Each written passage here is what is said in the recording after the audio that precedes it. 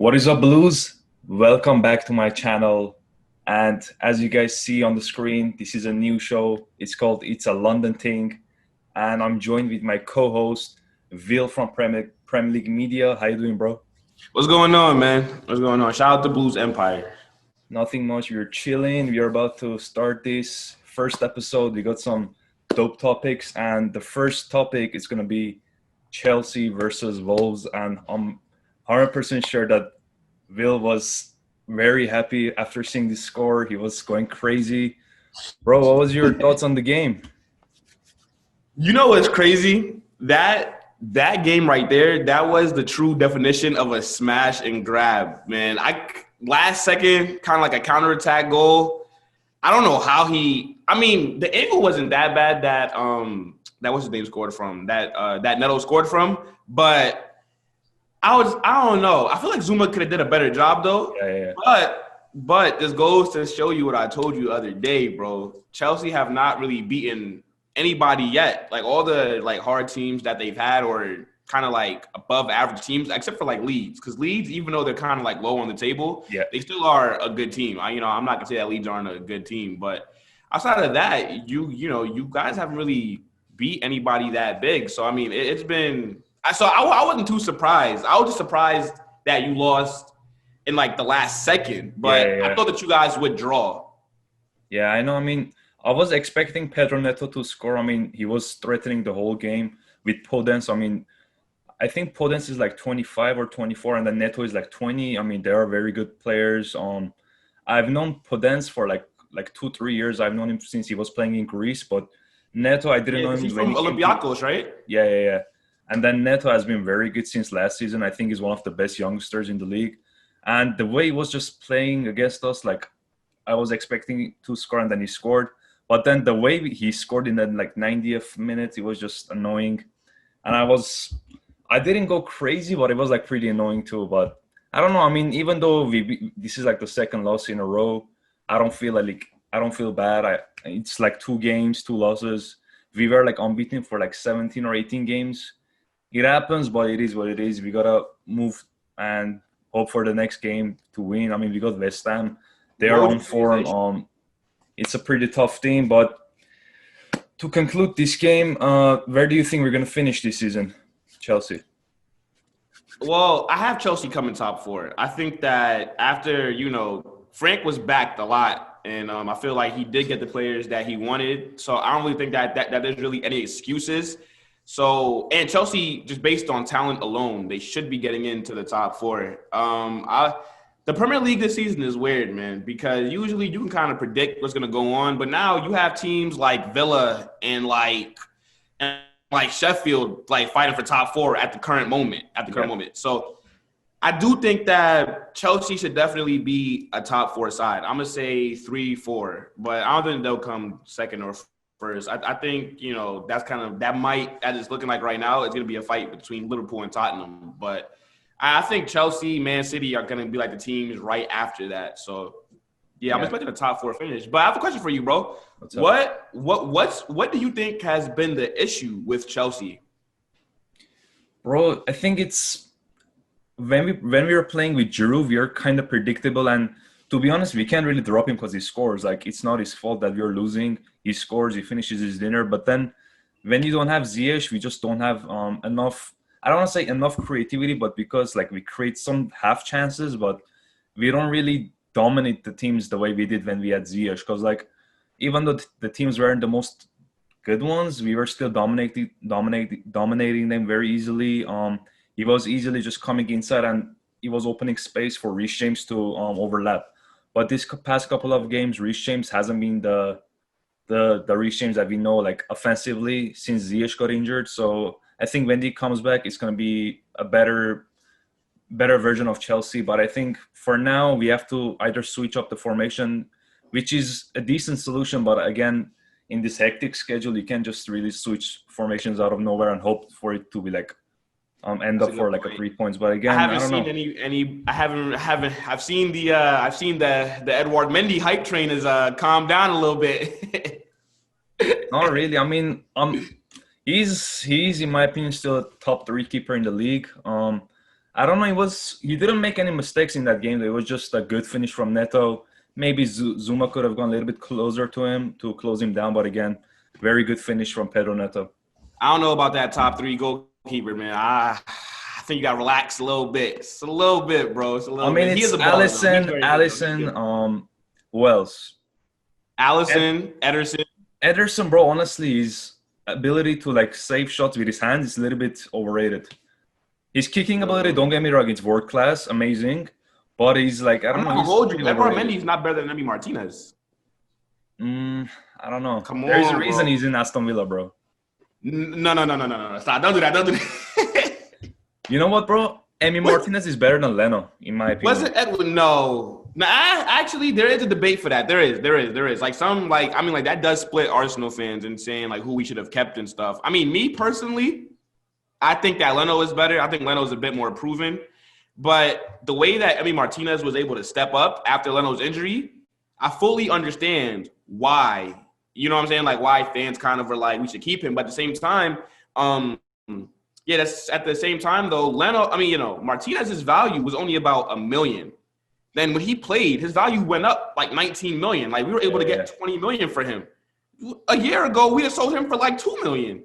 So I understand it. It was a way to get some extra money that could have possibly went towards bringing other players. And, if you would have kept Emi Martinez, then it'd have kind of been like Manchester United right now. You have De Gea and Dean Henderson, two good keepers, but you can't rotate keepers because they need to keep playing consistently unless it's like a cup game and whatnot. But, yeah, so I think it was the right move to sell Emi. Yeah. Me personally, I prefer Burn, but yeah.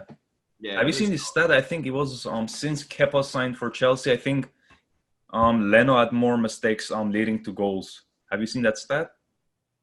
Really? Yeah, it was like weird because I remember there were like a couple of occasions in his Leno's, especially in his first season, that he had like a couple of mistakes. Yeah, I mean, I think that all goalkeepers are prone to mistakes. But last season, before his injury, he was arguably our player of the season behind Aubameyang. Aubameyang and Leno were the reason that we weren't in a situation that we're in now. I don't know what happened to them now because we're in a relegation battle. But, last season, they were the reason that we were not in a relegation battle. This season, I don't really know what's going on, man. I don't know what's going on. Yeah. Speaking of Arsenal, bro, like in your show, I said you guys are going to draw, and it happened, 1-1 draw. Lucky. I watched I think 45 minutes of the game, and Arsenal didn't look that bad, honestly. It was just they were a little bit unlucky, and then Southampton, they're still a very good team. So I don't know. I think 1-1 draw was the fair result.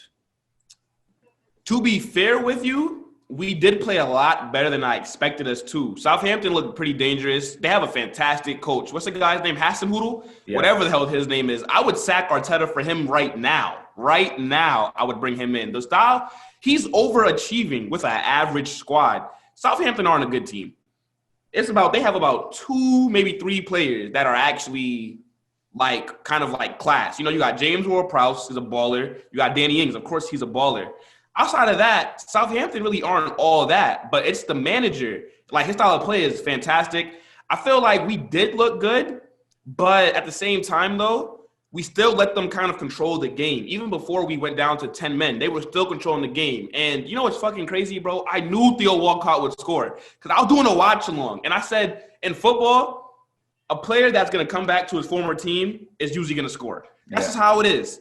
And he scored. And I was like, yo, I freaking knew it. But after the goal, though, they still were controlling the game. So I'm like, where is he going to kind of get them playing forward and stuff? And then, we scored that crazy goal. Well, it wasn't really crazy, but how Saka set that goal up, the run for him to be able to put Alba into that situation to score was class. But I mean, yeah, man, even though we got a draw, I know there's just some fans celebrating the draw, but we shouldn't be celebrating the draw to Southampton. We should, that should be 3 points, man. So look, I'm still not happy, but I'm not mad at a draw because I thought we were going to lose, but yeah, so it's better. It's still Arteta out, though. Still Arteta out. Guys, shit. I mean, Gabriel got sent off too, right? I think that's the hard he's been one of your best players so far this season. I think maybe this is his first he's a mistake. Yeah. I don't know. I think overall, you guys are a little bit in a troubling situation. I don't want to say hopefully you guys get better, but you guys will probably get better considering your talent you have. Aubameyang was kind of off form. We're gonna see him start like scoring more goals, and then he scored that goal. So I think Saka, he was kind of struggling last season to get some end product. Maybe this season we're gonna see him start, get some end product, like some assists, some goals. Yeah, like he's more of a creator versus a finisher. Yeah. Like Saka creates a lot of chances, and he did have a lot of assists last year as well. But yeah, I think that if he could work on his shooting, like on his finishing, I think that would be the next step for him to be like a world class player because he's already class as it is. 19 or 18, he puts in performances for England, like man of the matches. Man of the matches for Arsenal. He's our number 7. I just don't like how this manager is using him. I feel like how Arteta is making him a left wing back. That pisses me off. Like Saka needs to be in the front 3, fully focusing on attack. No, none of this defensive stuff. Even though he has been good at that, but his strength is crossing the ball, and that's what he needs to be focusing on. Yeah. I think definitely he doesn't have the defensive abilities. I remember the game in Stamford Bridge last season. Maybe he drew 2-2. Hudson was like destroying like Saka in the right side. So I think it's kind of putting extra pressure on him to like constantly playing in that wing back or left back positions. It's not really his best position. And I don't know, I feel like his best position is midfield, to be honest. Not attacker, not defense. I think he's very good at progressing the ball. Midfield? I mean, I was saying that we should try him out as the number 10 since we don't have a number 10 really. But the January window is basically here, so there's no point in doing it now. But that's something that should have been experimented with, I think, from earlier on in the season. Once Arteta saw that we were kind of struggling with creativity. But, that's the manager. I don't know what the hell he's doing. Yeah, I mean, I don't know. I think if you guys don't get a number 10, maybe you guys should sign Ward-Prowse. For me, I think he's a good player. I would definitely – Ward-Prowse would walk. He would, like, moonslide back into our side. I think – I'm not going to lie to you. Now, this might not happen, but if I was Arsenal, I'd hit up Tottenham for Dele Alli. That's what I would do. I don't know if they would do – I know that they don't want him, though. So I don't know if they would necessarily – because I know that Mourinho doesn't rate him. So I don't know if he would care to sell him to a direct rival. But I would try it. I would definitely try to get Dele Alli. Because Tottenham don't want him. They don't rate the guy. The guy's barely played. He doesn't – I would offer them 30, 40 million for Dele Alli, for real. Yeah, I don't know. Like, in the Tottenham documentary, I remember Mourinho said, like, oh, I like you, Dele. I want you like to play good. And then he just dropped him. I don't know. He was just trying to push him. And then I think he's one of those players that just like performs based on his vibe. I don't know. I get that. Yeah, I heard that Dele Alli kind of – well, I mean, not that I heard because nobody told me this, but I read that Dele Alli is kind of like shit in training. Yeah. So I think he hasn't really been getting picked because he's been shit in training. But I don't know how true that is. I don't watch Tottenham. I don't watch any team train. Yeah. So I mean, it was just a report that came out. It could be false, but that's what I read. Yeah, I mean, Paris Saint-Germain are interested in him too, plus Everton. I mean, if you're Dele Alli, you have to go to Paris Saint-Germain. They got Mbappe, they got Neymar. I mean, they're going to win trophies for sure this season. So I don't think that's something that he's not used to. Yeah. Going from Tottenham to PSG, that's like probably the biggest upgrade of all time. Yeah, and I think he's going to slot like in PSG's midfield too because they don't really have anyone special besides Verratti, right? They got Paredes, they got Herrera, they got Idrissa Gueye, and that's about it. That's a good point. That's a good point, bro. But for next topic, bro, we got Havertz and Werner, the German duo. They've been underperforming for a couple of games. And I don't know, a lot of fans, especially even Chelsea fans, they've been calling those two flops.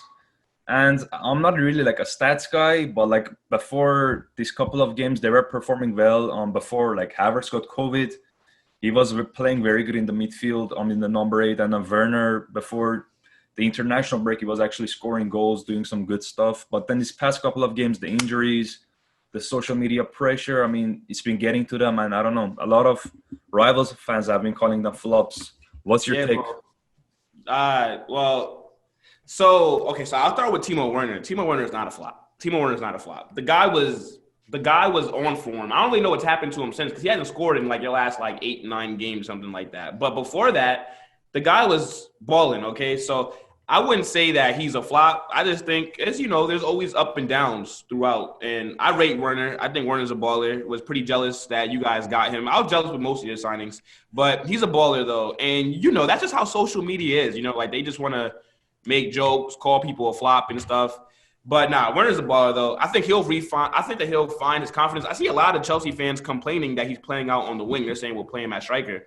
But I think that people are forgetting Chelsea has 3 wingers that cannot stay fit, and you even made a post about them. You got Ziyech, who's – I don't know what the hell is happening. I don't know. Look, the Premier League is no joke. It's a physical league. So maybe he's gotten too many slide tackles in, and he said, you know what, let me just rest up for a little bit. You have Pulisic, who can't seem to stay fit. You got Hudson-Odoi. All these 3 players, I don't think any of those 3 players were there for your match against Wolves, if I'm not mistaken. We had Pulisic. But, you know, even he's still battling injury. So you can't really put too much on him because now you throw him out there, he gets hurt again, now he can miss more months. It's not worth it. So Werner has to play on the wing because there's nobody really else to do it. I don't get why people don't understand that. But I feel like, you know, once he kind of goes back in like the middle, let's hope Pulisic could stay healthy, then I think that Werner would be okay. Now James Charles, on the other hand, you know, the German James Charles. No. All banter aside. Havertz, I think people need to relax on him. He has been shit, though. I can't lie. Like, it's weird, like, that he looked this bad. But the reason that I'm not getting on his case yet, he just moved here. He's 21, new league, new language. I'm going to give him some time. But he hasn't created a chance, one single chance in 12 games. Yeah.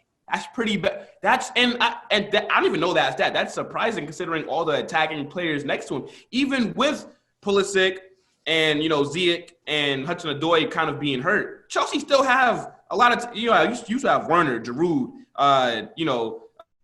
Tammy, Mason Mount, Kovacic. Like, you still have all these players that are pretty good offensively. So that's a bit surprising. But, yeah, he definitely needs to step it up and soon because – there's no such thing as patience. Everything is about what you're doing now, not what can you do in the future. But I would say relax on Kai. I think even if Kai Havertz is shit the rest of the season, I still think I'm not going to judge him until next season.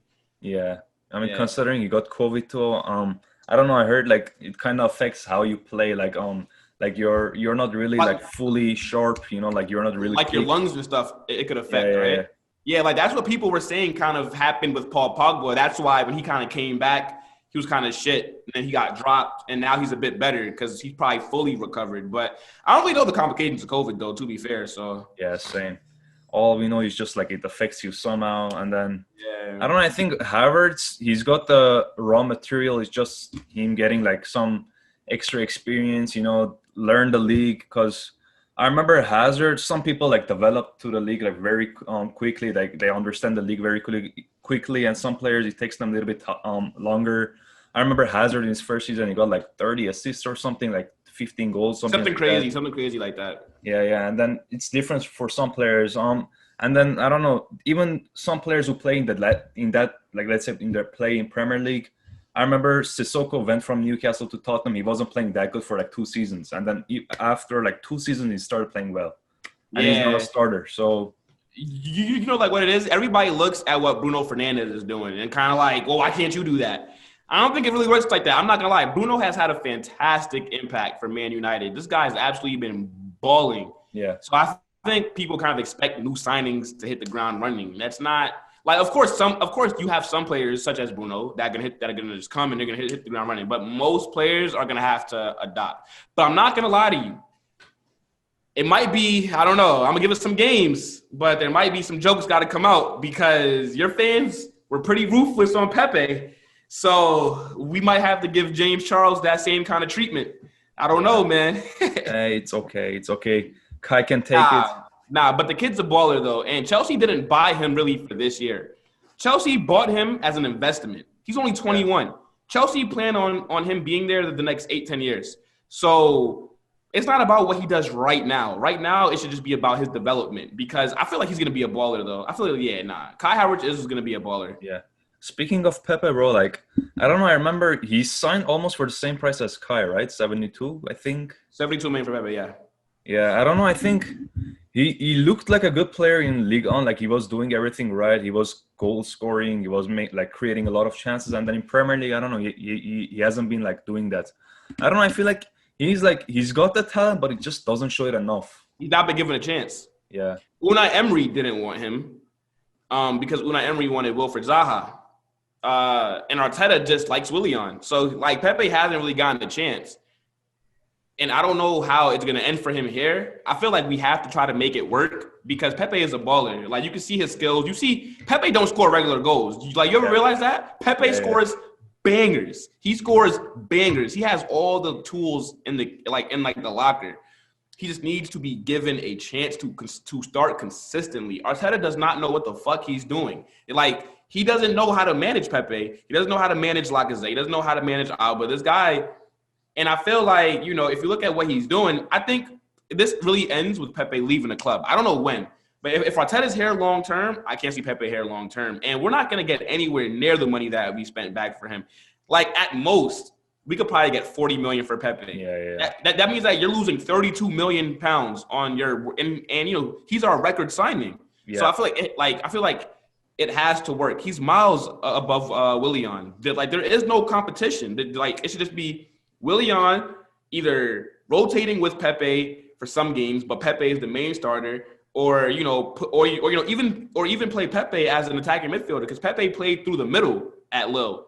We forced him to go out wide because he has the skills to do it, but he's really a central player. Yeah. So I don't know, but Arteta needs to figure that out because I don't want to see him drop. So I don't know why Arteta doesn't play Willian on the left and then just play Pepe on the right and Aubameyang in the middle. Not to be fair, I think I'd rather start Saka on the left over Willian. To be fair, bro. Yeah. So I'd rather Willian just be a super sub off the bench. Come off the bench to change the game. But Willian has been so shit for us. Oh, my God. The guy showed up for Fulham and said, all right, I think I'm done. Bro, this guy is shit. Lord have mercy. Is this what you guys were like dealing with? Bro, honestly, like he had quite a lot of bad performances. But like I think we were expecting because he was always playing next to Hazard. And then we were always expecting him to perform like Hazard. So I think – I don't know, whenever he was playing bad, he was just like, oh, he's just complete shit. But again, there was a reason, like we sold Salah, we sold Andre Shorley, Cuadrado, all these guys for him. Because like when Hazard was playing, he was kind of playing as the supportive guy. He was doing a little bit more defensive work because Hazard is not going to do that. Yeah. So he was kind of like the sacrifice player, and he was always like a left winger. But because of the team, he was playing on the right. So I think, I don't know, maybe Arteta is playing him because of his defensive work. I'm not sure if he's doing the defensive work, but yeah, I think that's the main reason. Yo, but bro, this guy only has one shot on target. We're on like match day 14, 15. Now, I don't know if that's because of him, and I don't think it is because you know me. I think I told you before, you know, I love Brazil. I'm Brazil. That's my favorite country, my favorite national team. I'm big on Brazil. So when we signed him, I'm like, yeah, get in, you know, like another Brazilian, like Brazil FC, because we have a lot of, you know, Brazilian players now. So I'm like, yeah, get in. And he was balling last year for Chelsea. So I'm not thinking that this can't possibly be because of Willian. I think it's just the system that we're playing. It does not suit him, bro. And honestly, like signing Willian is not a bad thing. It's just how you guys signed it. You guys gave him like a 3-year contract with crazy wages. I think you guys should have given him like a 2-year contract plus like a year extension option. But I think that's why he came to us, because Chelsea also offered him a 2-year deal, but he wanted 3 years. Yeah. So, but to be fair, you guys did offer him more money than we did. Yeah. But the kind of contract that he signed with us, he'll be making more money versus if he stayed at Chelsea. But I don't know, like, because I remember, like, you know, Arsenal fans were trying to banter Chelsea because, like, Willian came and he rejected their contract. So technically he wasn't a reject. But I'm like, are we bragging about taking their 34-year-old winger when they're going to have Hakeem Ziyech just come in to replace him?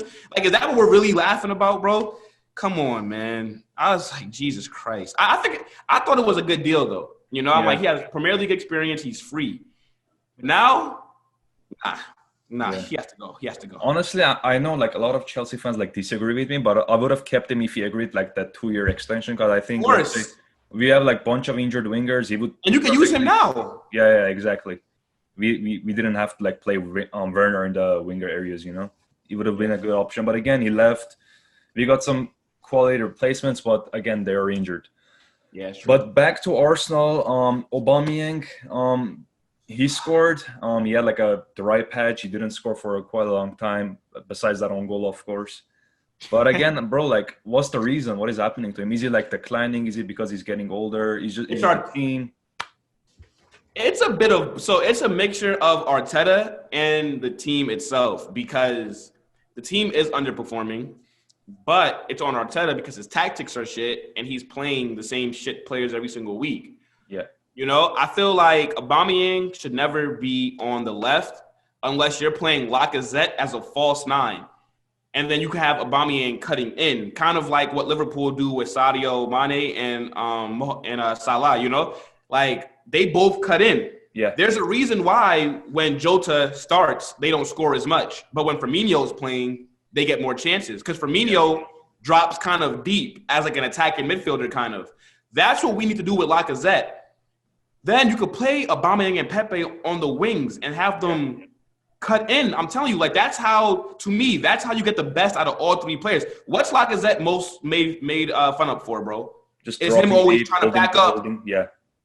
His holding play. If you drop him a bit deeper, you can start all three of them up front. Aubameyang and Pepe have the pace to kind of be as effective as Salah and Mane. And obviously, they don't have the same kind of quality, but the system, it works. I'm telling you. But Arteta doesn't do that. Arteta has Abba on the left wing, Lacazette in the middle, all the way up top, not in a deeper role, even though we know that that's where he'd be better at, and then Willian up top on the right.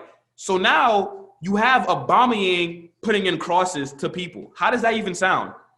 That doesn't even sound like that makes sense. You think that Bayern Munich would have Lewandowski on the wing and he's putting in crosses? Nope. Doesn't make no sense. He needs to be the one that's getting the chances, not creating them per se. And I don't get what Arteta's thinking, and it's just not connecting in his head.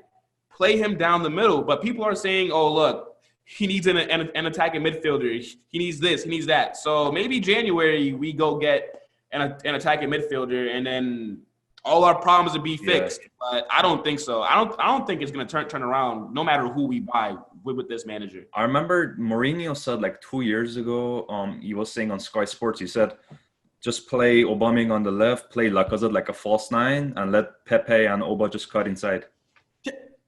Like, and the thing is, if I can see it as a fan at home that does not get paid to do this, why can't my manager see it? Lacazette is literally a French Firmino. They literally play the same. They have hold-up play. They look to create chances. They hold up play. And the reason that Lacazette's hold-up play is so crucial is because when he's holding off a guy and he's backing into him, that allows you to cut and run. He's going to find you. That's exactly what Firmino does. Why not try it out? I don't understand. Yeah, I mean, now you were said the weaknesses of our team. So we're approaching the January transfer window, and I think, especially us, we have a little bit more money than you. So I think let's start with Arsenal. Just say like 3 positions that you think you guys should improve, and then just drop 3 names. Only 3? Yeah, 3 positions. You can say the whole team. I don't know. Nah, I'm joking. I mean, me personally, man, shit. We need 4 positions to be fair. Arsenal need an attack-minded midfielder, another central midfielder, a center back, and a right back. Bellerin is fucking shit. Get him out of here, bro. Oh my God. This guy, as I said the other day, this guy must be sucking Arteta off during training, because unless this guy looks like Roberto fucking Carlos, what the hell is he keep getting picked for? I don't understand. So look, players I'd bring in, right? Okay, so can I be real? So I have to be like real. I have to be realistic, right? Yeah. All right. So right back, I look at Max Aarons from Norwich. He's in the championship. I don't need to hear people saying, "Oh, why would he want to join Arsenal?" You know, people try to talk shit. He plays for fucking Norwich. Okay, yeah. We're Arsenal. He can't. That's a huge upgrade. So Max Aarons at right back. At center back, this might not happen in January, but he has a release clause that activates in the summer. So maybe we offer Leipzig. I'm gonna say up Meccano. I don't know if he'd come. Yeah. Leipzig play well in the German league. They're in Champions League, the knockout stages. They're better than us. They are. But Arsenal's we're a big club. We're a big name. You know what I'm saying? We could offer him more wages, and we have a better squad than them. It's just the manager needs to get taken care of. But yeah, I'd look at Upamecano in January because I feel like come the summertime, it's going to be a lot of bidding war. Exactly. So maybe if you get him now, you offer a little bit more because his release clause is about like 38 million. That's cheap as hell for him. I would offer them 45 million because I'm like, yo, you can either take this now or you lose him for 38 in the summer. You know what I'm trying to say? Yeah, so Upamecano, then at CM and as an attacking midfielder. So as attacking midfielder, everybody knows I wanted Dominic Szoboszlai, but fuck that guy. All right, he went to Leipzig, so he can fuck off. Okay, fuck him, bro. But now, real talk, I would take what's the guy's name? Another guy from Norwich. Buendia. Emi Buendia, yes. He could play as a left mid, attacking mid, center mid. I would buy him immediately. He's another one that walks into our midfielder. I'd play him as our number 10, and I feel like he could improve us as well. And for center mid, so we already have Partey. You got El Neni. You got Granit Xhaka, who should be gone as well. We have Dani Ceballos, who should be gone as well. Personally, I wouldn't even buy anybody. I'd bring back Guendouzi. Yeah, good shout. Guendouzi is absolutely balling in Germany right now. But I don't think Arteta would do that. Arteta, they don't seem to get along. So, look, man. But that's what I would do.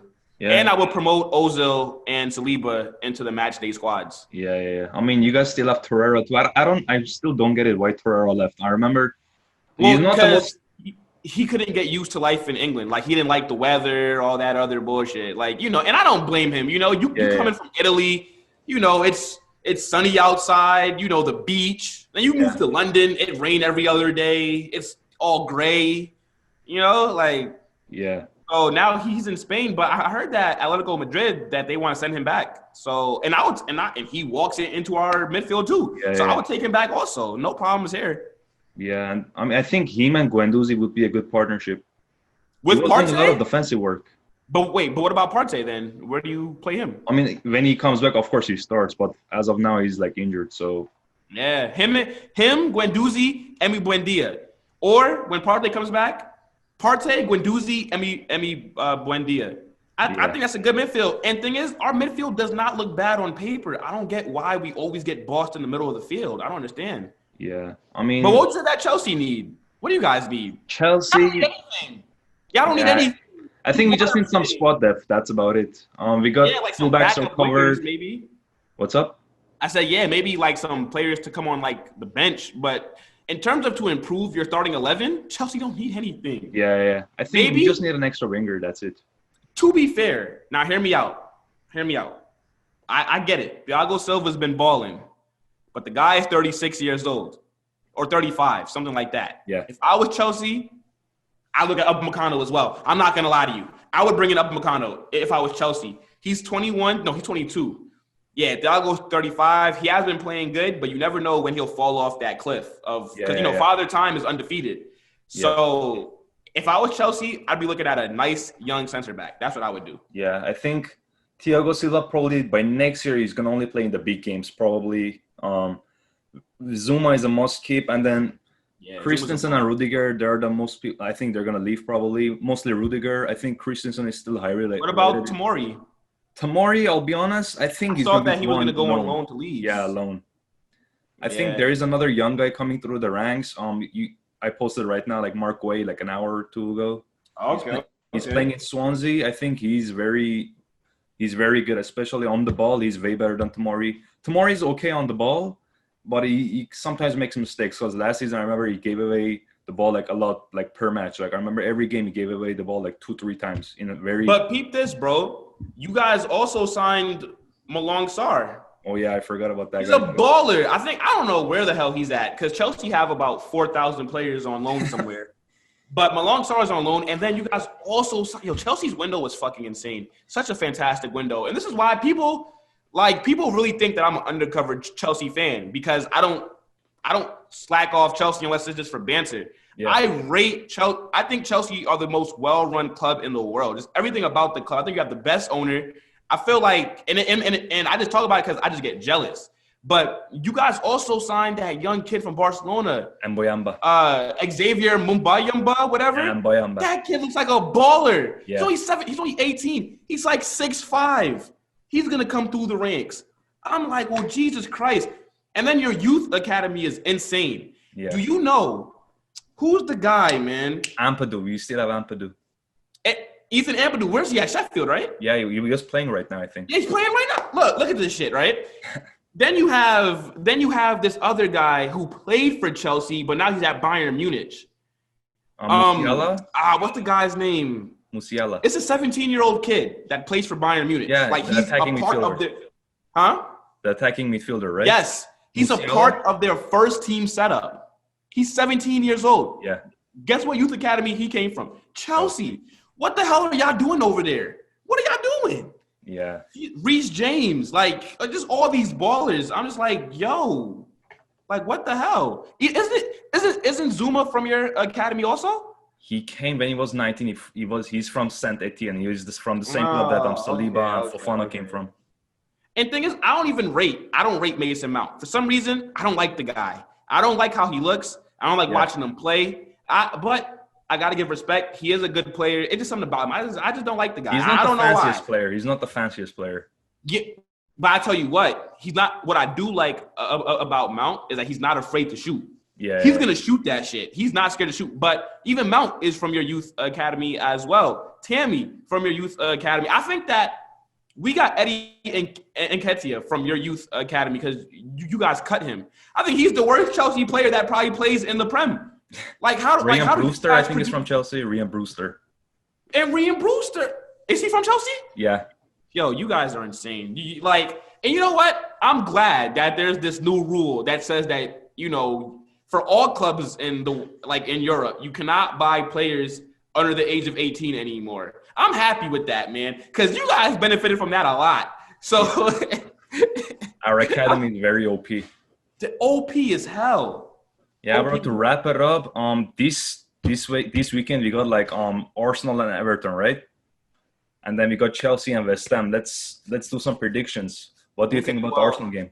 Yeah, we're fucked. That's what it is. We're losing that. We're not picking up no points from that. No.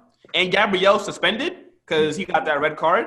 We're fucked. David Luiz and Holding at the back. David Luiz so our midfield could either be David Luiz and Rob Holding or Rob Holding Mustafi. We're fucked. Yeah, and Bellerin is coming back. Arteta's going to be sucking him off. So Bellerin is going to come right back into our starting 11. Xhaka comes back, who's yet to apologize to the fans for thinking that he's on WWE. He's going to come straight back in. We're going to get bossed. Everton's midfield is their strongest point. They're going to terrorize our midfield. Richarlison just came back from injury. He's scoring now. He's going to turn Bellerin upside down. The only hope that we have for that back line is Tierney. Hopefully Tierney can shut down James Rodriguez. But if not, we're going to lose anyways, bro. Isn't he injured? I think James is injured. Is he still hurt? Yeah, because I remember in the fantasy app I saw him it's red. So okay. It doesn't even matter. Alex Iwobi is probably going to come score because that's just how it works. We're fucked. I'm saying Everton 3-1. And I'd never go against my team. Yeah. It's away, right? I got to be real here. It's away, right? It's away, right? I believe so. Yeah. I think it's a very tough place. We lost. It wouldn't matter anyways. We're shit at home. It doesn't matter where the game is at. It doesn't matter. Yeah, and then Chelsea, West Ham, I think they've been kind of very tough against us. Last season, they did the double over us. We lost both games. So I think this game is going to be another tough game. No Ziyech again. Werner and Havertz out of form, so we just have to hope we're gonna get some luck. Our players start performing. I'm gonna say it's gonna be a tough game. I'm gonna say 2-1 for Chelsea. 2-1 Chelsea. Wait, what's wrong with Ziyech? By the way, what's wrong with him? It was something with his hamstring. Nah, you gotta tell bro to man up. Tell him, yo, this is the Premier League, bro. This is not no. It's not no. Wait, where you came from? I read the Ajax. Yeah, man. This not no. Netherlands league. It's the best league in the world, man. You got to drink some milk or something, bro. You can't be staying hurt like this. Some steaks, some burgers. But to be fair, though, I could see West Ham beating you guys. You know? Declan Rice scoring a header. The guy that, the way that Moyes has West Ham playing is absolutely insane. West Ham are balling right now, bro. Yeah. What's that guy's name? The right winger, Gerard Bowen or something? Bowen. Yeah, he's doing well. Yeah, I think that they bought him from like Hull or some shit like that. Yeah, Hull City. He played against us last season. Balling. Then they got Antonio. They also got, why isn't Saeed Benrahma playing more? That guy is a baller. Yeah.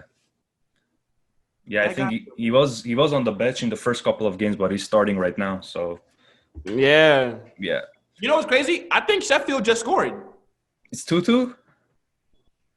I think Sheffield just scored against Man United. No way. Let me check.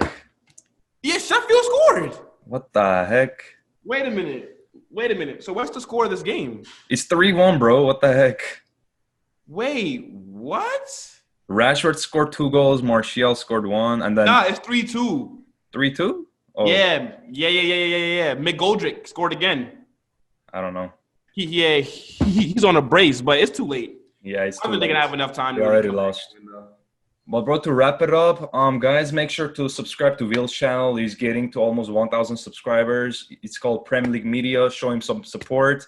And this is it's a London Ting show, and it's about Chelsea and Arsenal. Forget about Tottenham, West Ham, all those teams.